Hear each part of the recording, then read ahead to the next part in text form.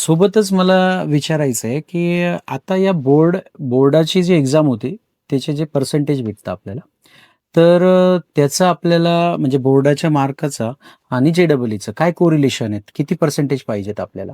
आता आपण थोडंसं सगळ्यात पहिल्यांदा आपण बघूया, की तुम्हाला जर NIT, IIIT ला जायचं असेल, तर गव्हर्नमेंट असं म्हणतं, की तुम्हाला 75% आली पाहिजे 12वीला.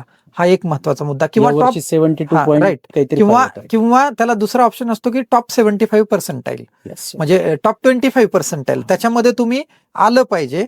तेव्हा तुम्ही मग तुमचा JEE ॲडव्हान्सचा स्कोर जो काही असेल तो कन्सिडर केला जातो ॲडमिशनसाठी. म्हणजे लास्ट इयरला अशी पण काही केसेस होत्या का, की ज्या विद्यार्थ्यांना JEE-मध्ये 95 पर्सेंटाईल आले ते आणि बोर्डामध्ये 75 किंवा 72चा क्रायटेरिया 72.5चा क्रायटेरिया होता.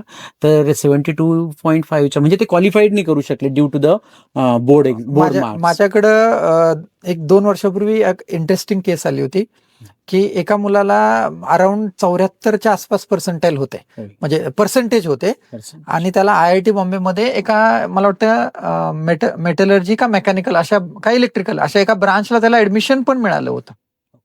आणि हा जो 12वीचं मार्क नसल्यामुळे त्याचं ऍडमिशन कॅन्सल झालं आणि शेवटी तो आता COEP या कॉलेजमध्ये तो मुलगा शिकत आहे.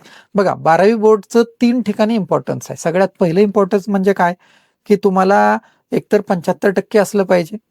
तुम्हाला इव्हन जरी महाराष्ट्रात ऍडमिशन घ्यायचंय तरी एक सर्टन मिनिमम मार्क्स जे आहेत, ज्याला आपण 150. ग्रुपिंग म्हणतो, 120 हां, 120 आणि आणि 100 म्हणजे 120 आणि 135